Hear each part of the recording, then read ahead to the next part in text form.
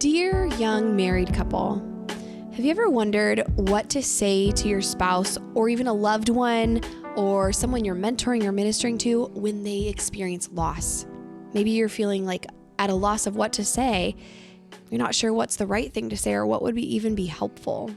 So today we're going to talk about grief and how to comfort the loved ones around us without being intrusive and without trying to downplay the pain that they're in.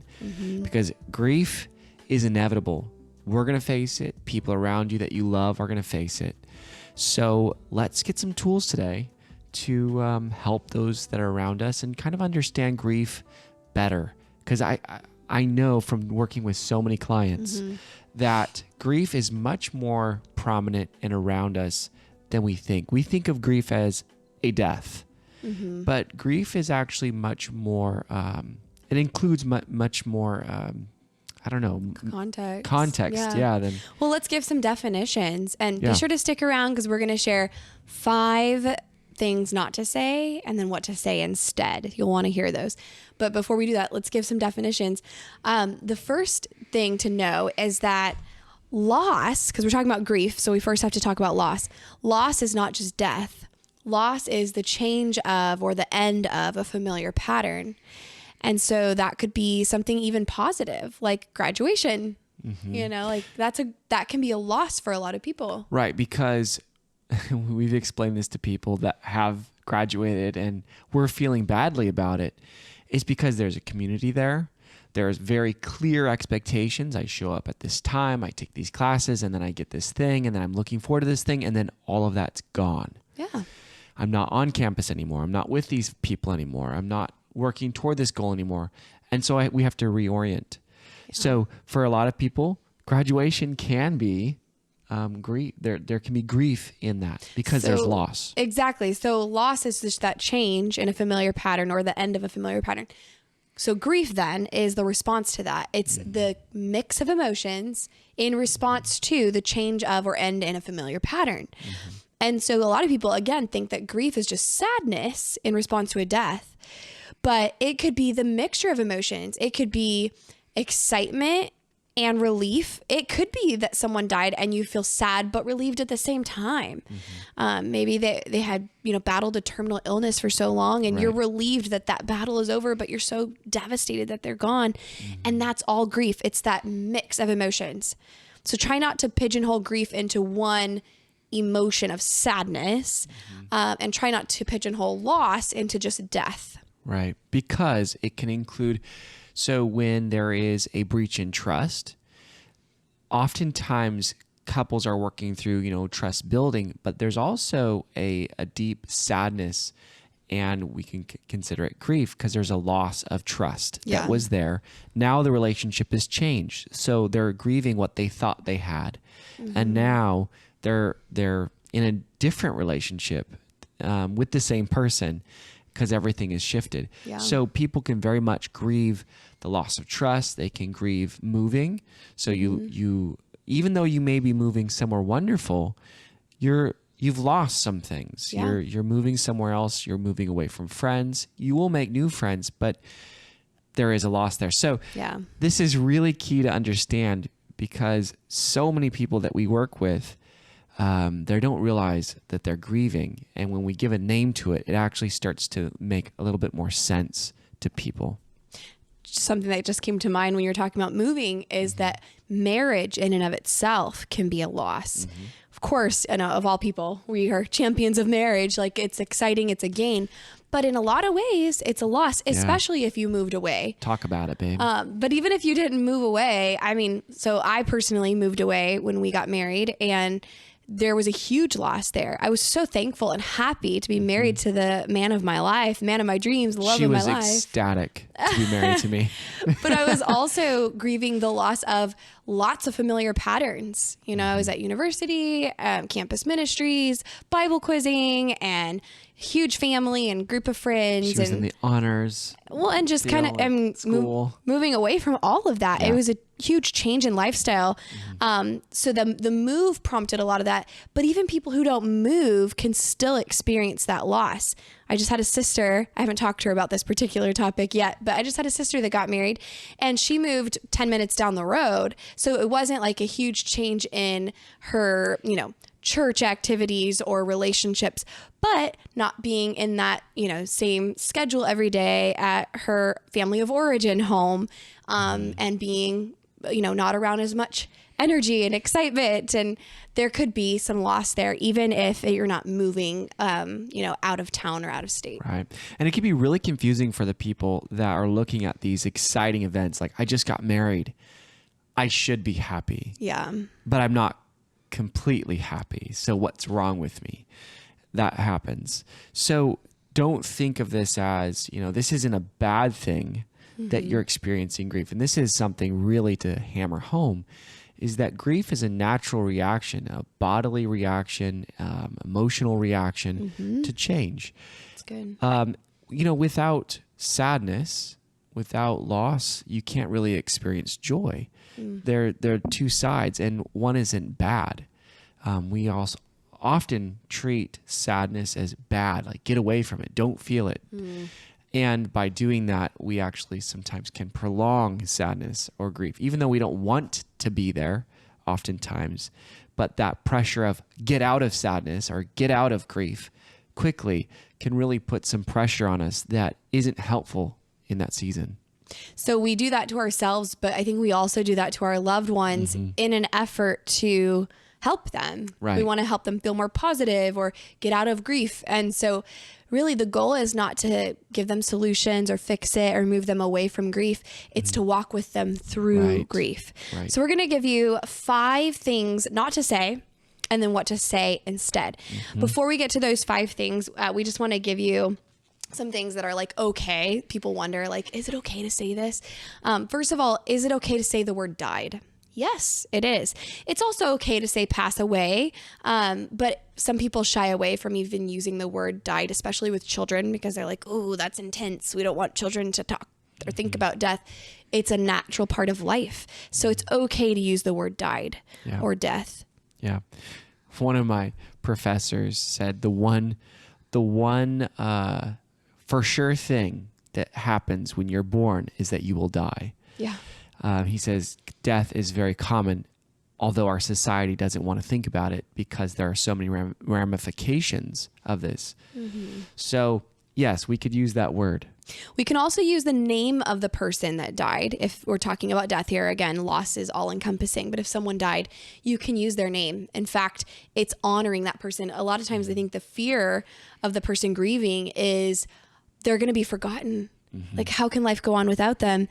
And so if you kind of put that fear to rest by using their name and saying, hey, I didn't know them, but can you tell me some stories about them? Like, I see you light up when you talk about so-and-so and you use their name.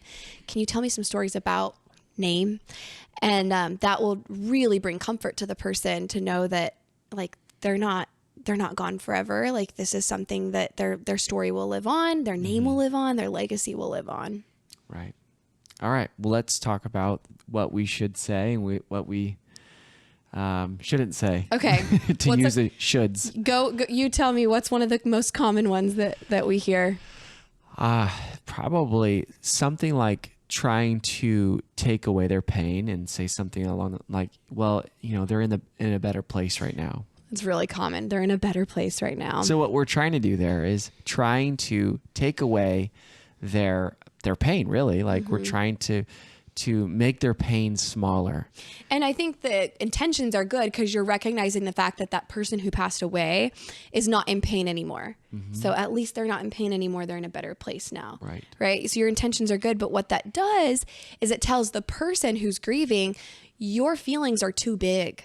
Like, this is not that big because they're not in pain anymore. You shouldn't be in pain. They're in heaven. You should be rejoicing. And so then they feel like, wow, something's wrong with me. So it's not your intention, but you can actually make it worse by saying something like that. So here's what you can say instead. I'm sure you're feeling a variety of emotions right now. You might feel both devastated and relieved at the same time, and that's grief. So you're just highlighting, like, what you're feeling is okay. And you're showing them that even if you do feel a sense of relief or joy that they're in heaven, it's okay to feel both. It's okay to feel devastated too. Yeah. Giving them permission to feel is huge. Oftentimes we're not doing that. We're pushing them away from feeling. But that also is hard, because if you're not feeling, we're asking them to, well, if we're asking them to not feel this, we're also asking them to not feel. Yeah. Well, I think it was Chelsea Hall who we interviewed a long time ago on our podcast. You can look that up here. But she said something like, when you're asking someone not to feel, you're asking them to put their heart in a freezer, and you can't put half a heart in a freezer. So with locking up the good emotion or the bad emotions, or the quote unquote. Yeah, exactly. The hard emotions, you're also locking up the more pleasant emotions. Yeah. And so you're locking your ability to feel. And that's not something that we want. So feeling 100% is, I think, in keeping within the normal human experience. Yeah. For this, It's much healthier than numbing. Yes. Yeah. Yep. All right. And that's what we do with food sometimes. Oh yeah. Right? Like, you're hurting, think about, like, we do this actually to kids. This is more apparent with kids. They're hurting, and they're crying. Here, have a cookie. What you're doing is you're saying, what you're feeling is not safe. It's not pleasant for us to watch or witness. Here, have this. And really, you're not making the grief feel better. You're just making them feel different. You're numbing them. Right. And training them to numb themselves later with food or other pacifiers. Yeah. Yeah. So be careful with that one. Okay. So what's another one that people say? I don't know. You have the list. I wrote the list, but I was trying to come up with like all the normal things, like you hit it on the head when you said like, oh, they're in a better place. So What are some other ones just off the top of your head? Off the top of my head that I hear people say, I can't think of any on the spot right now. So another one that people say is like, you're so strong, or be strong for your kids, right? Yes. They're trying to give advice or even affirm the person and saying like, you're so strong. Mm-hmm. So this one's tough because again, you're well-intentioned if you say that, but it's telling them is that when they hold it together and they keep their emotions in check and they don't express, strong. That is good. That's strong. That is affirmed. Mm-hmm. But if you quote unquote fall apart and you express raw, vulnerable emotion, you're weak. Yeah, that's weakness. That's not good. So don't do that. When in reality, the goal is not to be strong. It's to be human. Mm-hmm. It's to have an all-encompassing human experience. And if we're talking about modeling this for children, we want to teach children that it's okay to have real and raw emotion in response to loss. Yeah. Thinking about Jesus's reaction to his death, or to the temple being destroyed, or his weeping over Jerusalem. Yeah. He was very strong, but also was courageous enough, I guess, to show his tears. Yes. So tears don't denote weakness. It's good. Okay, so here's what you can say instead. What you're feeling is okay. The goal isn't to be strong, it's to be human. Showing vulnerability and raw emotions is a brave step. Mm-hmm. So you're highlighting their bravery, or like you said, the courage to be real, to be raw. Yeah. And I see a lot of grievers too that introvert, or that's the wrong word actually, they withdraw from life, mm-hmm. Which is in some ways normal, but too much is not good either. You want to have people around you.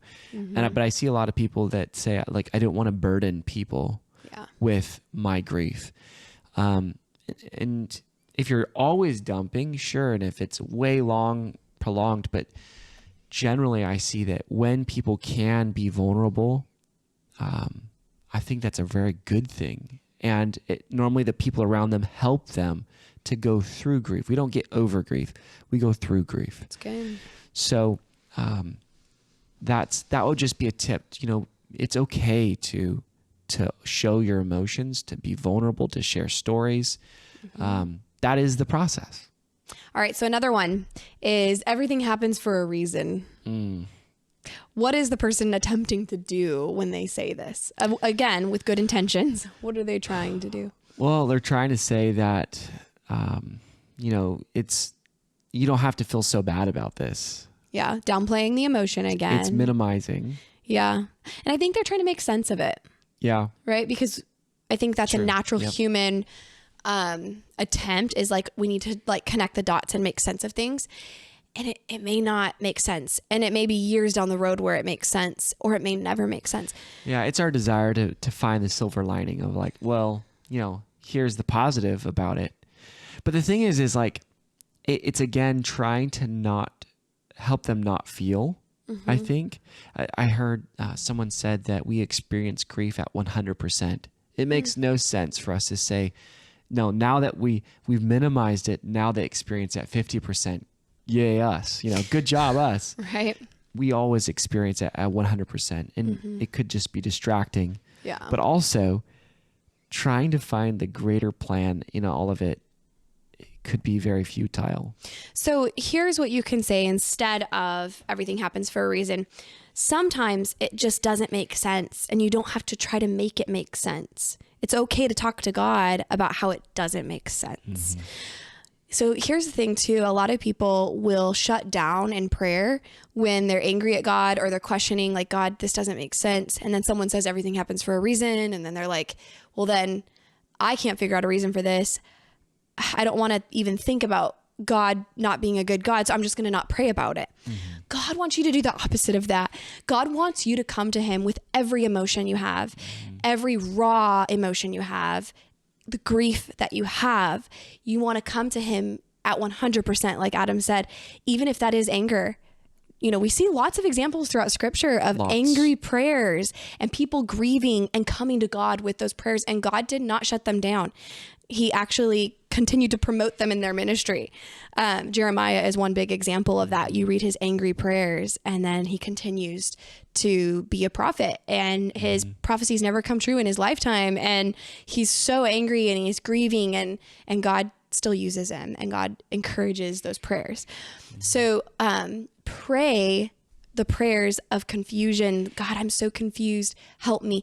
Don't let your confusion just muddle in a puddle, because we know that if that happens, you're just going to start really believing untruths. You're going to start, allowing bitterness to seep in, and really moving away from God and away from community, and moving more into isolation, which is what the devil wants you to do when you're grieving. So try to stay in community, and it's okay if it doesn't make sense, but talk to God about it not making sense. Yeah. Really interesting that when Jesus was grieving his own death in the garden, he went with people.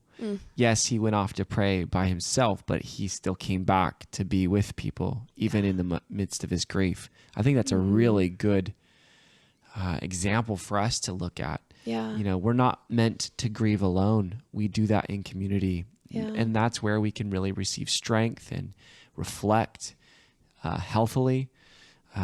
There's so much benefit in being with friends and family in hard times like this. Yeah.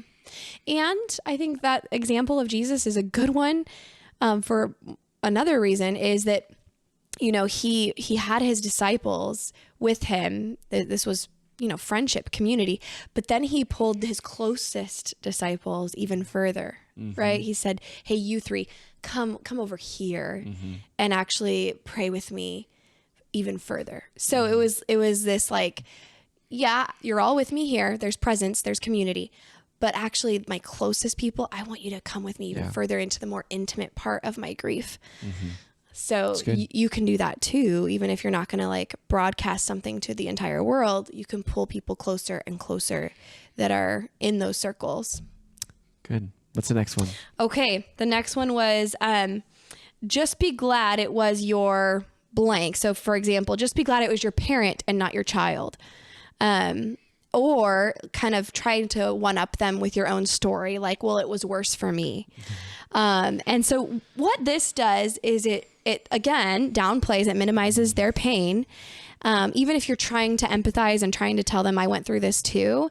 If you're trying to give them your story, which is going to be different in some way, even if there are similarities, they're going to feel like, well, then I have no right to feel how I feel if you made it through and that was a lot harder for you. And the message again is it's not okay to feel what you're feeling. Yeah. A good rule of thumb is never compare hurts or pains. Yeah. It just doesn't produce what you think. And I know a lot of times it's well-meaning. Yeah. But it doesn't help. And if they ask you, like if they know you experienced something similar and they say, what did you do? And blah, blah, blah, you can share that. That's community. But don't give an unsolicited story, especially in comparison to. So instead of that, what you want to avoid is at least those words. At least it wasn't, or right. At least you. Right.